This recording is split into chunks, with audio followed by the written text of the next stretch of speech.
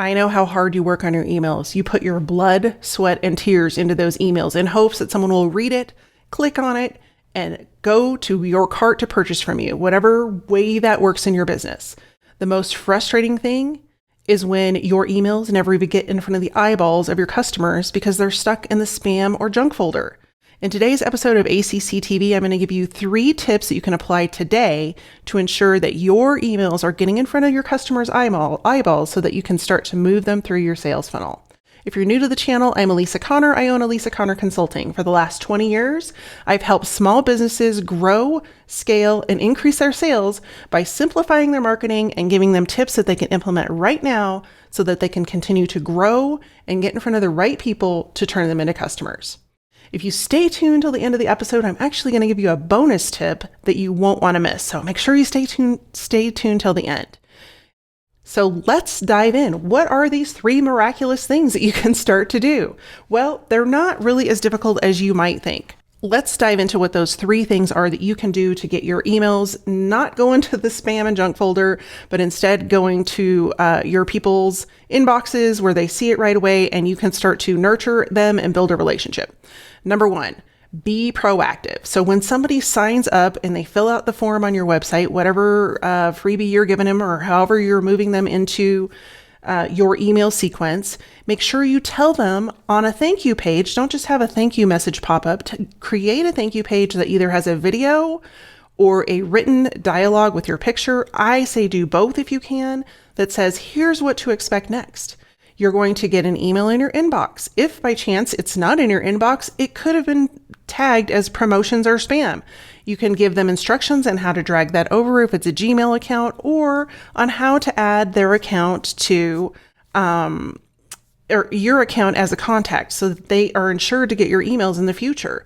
And there are, the key behind this is this seems like it's a lot of work, but there really are only a few email services out there. You've got Gmail, you've got Outlook, and you've got a couple other like Yahoo miscellaneous ones. Most of them work the same way. If you just have them add you as a contact and you put that, somewhere, you probably don't want to put that information on your website, but you can put it right in the email. Or you can tell them, be on the lookout, and then when you get that email, copy the email address and add me as a contact. That'll ensure that you're giving them the heads up that, hey, this might go to spam. It sometimes happens. And I want to make sure that I'm getting my stuff in front of you because it's valuable. So if you're proactive and you're telling them up front, they're going to be like, oh, okay. And you can easily make a video of this and make a quick video of yourself on a software called Loom, like a loom that you're weaving, and I'll put the link for Loom in the description below this video so you can get to that. But make a quick video. It doesn't have to be fancy. You can use your webcam, you can use your iPhone, whatever you want to do. But if you just make a quick video and you put it on that thank you page, 1, you're starting to build a relationship because face-to-face interaction builds relationships.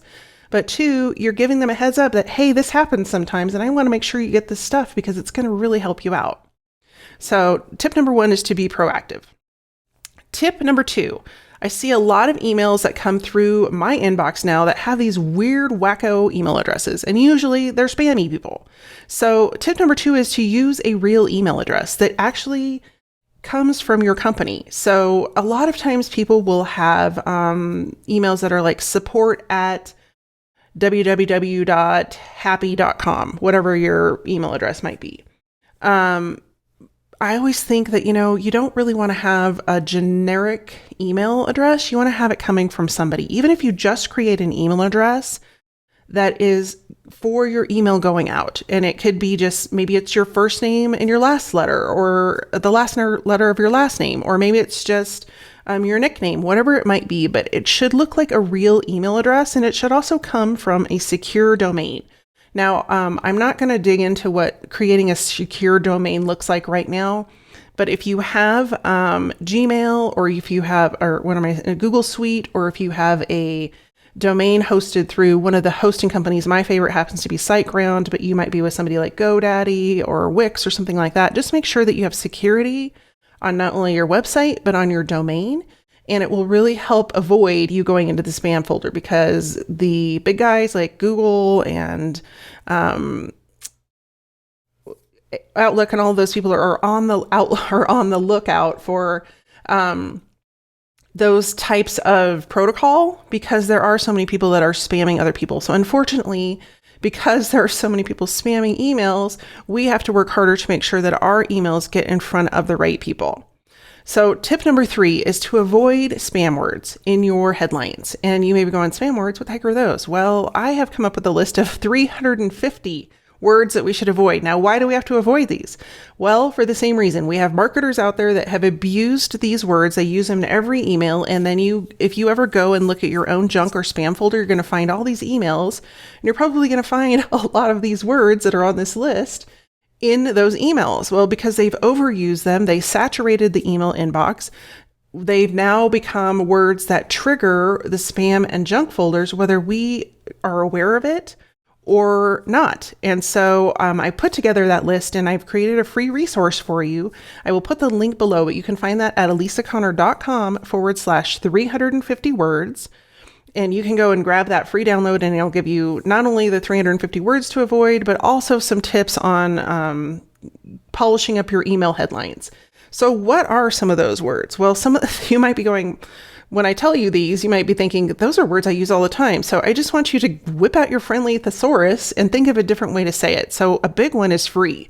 And a lot of times you might be saying, well, here's your free download. Here's your free gift. Well, we don't want to use free. We need to, put more context around it. So if it's a free recipe for hamburgers, like you have your new turkey burger recipe, don't put free turkey burger recipe. Just put your most delicious turkey burger recipe is here or something like that.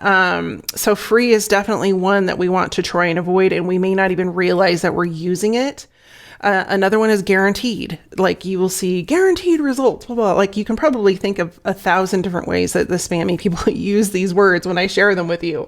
But we want to stay away from those words that sound too good to be true, because those are typically the ones that are ending up on the spam list and that will put you in the spam folder. So other ones are extra, like extra stuff included. We don't want to put that in there. We want to use a different word. Now, mind you, you could probably get away with this maybe once or twice, but why risk it? Like, why risk putting yourself in the spam folder at all? Let's just stay, where we can. Let's get into the inbox as often and as frequently as we can without having to circumvent the spam inbox or the junk folder. So some other ones that are used are dollars. That's another one. Like, say, even if you're thinking of it like, this may save you thousands of dollars or billions of dollars or whatever. Both of those words, billion and dollars, will definitely circumvent you over to the junk or spam folder, and that's not what you want. So those are the 3 top things that you can do. There are some other things you can do, but I've found that if you just do those 3, you avoid those spam words, you're sending email from a real email address. And here's a little trick on that email address. You can actually have your name like joe@abcwidgets.com and then put in parentheses like what you do. So like with my email, I now have my email, and then in parentheses, I have sales funnels because I really help people create sales funnels.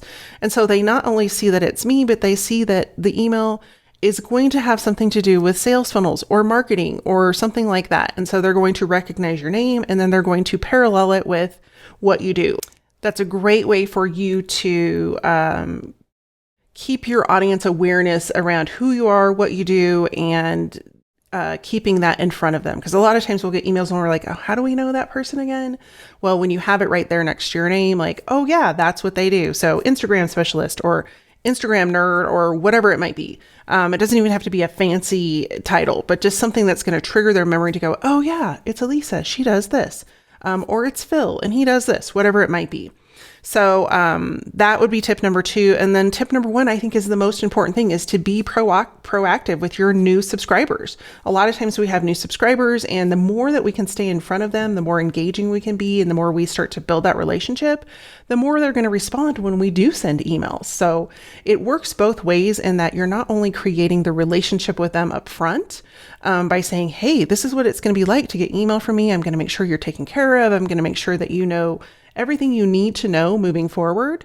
And if we can add a video component to that, it just 10x's the effect, because people love video, whether they can watch it or not. It gives them the opportunity to either see it or go back to it, or to start to get to know who you are, because you can't have the same inflection and personality that comes through in a written word or even just a photo. So if you can add a little video component to your thank you page, you can create that one time and just make it more general, like, thanks for signing up. I'm so glad you're here.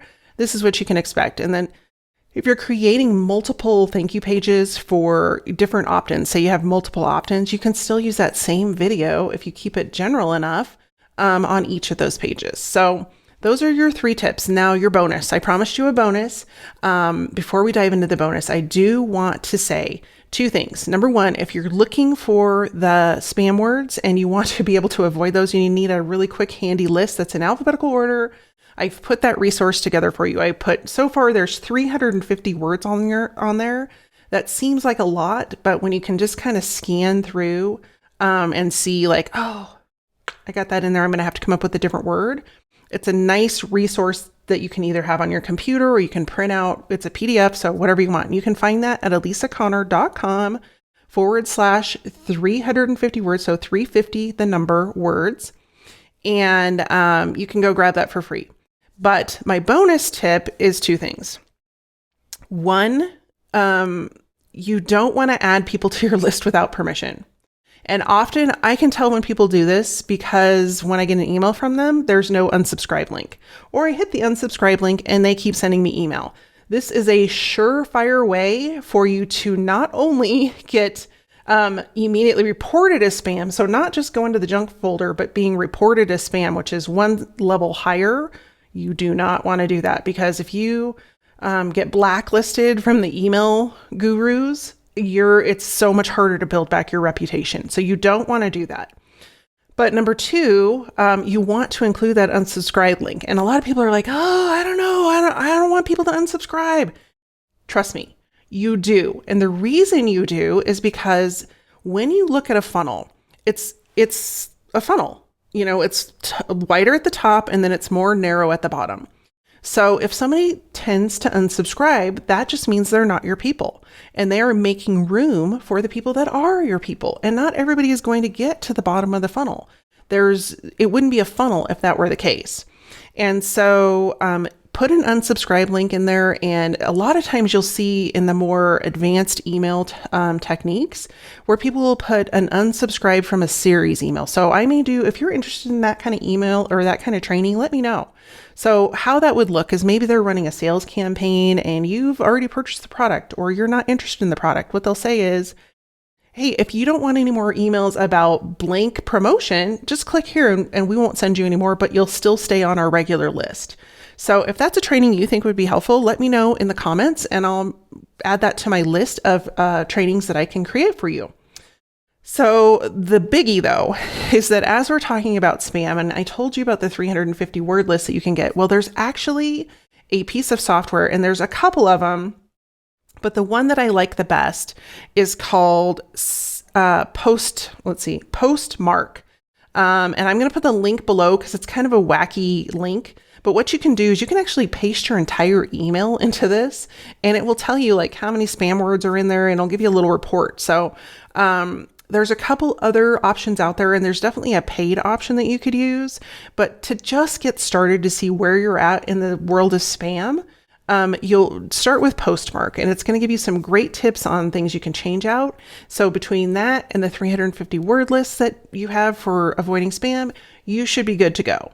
If you've enjoyed this video and it's been helpful for you, it may be helpful for somebody else. We're all in this together. We're all trying to support small business. So I would love for you to either share, like, or subscribe to this channel. I come here every week and I share marketing tips so that you have something that you can take away and go and implement and make changes and get more results quicker in your business. Thanks so much for tuning in this week. I'll see you next week with more marketing tips. Take care.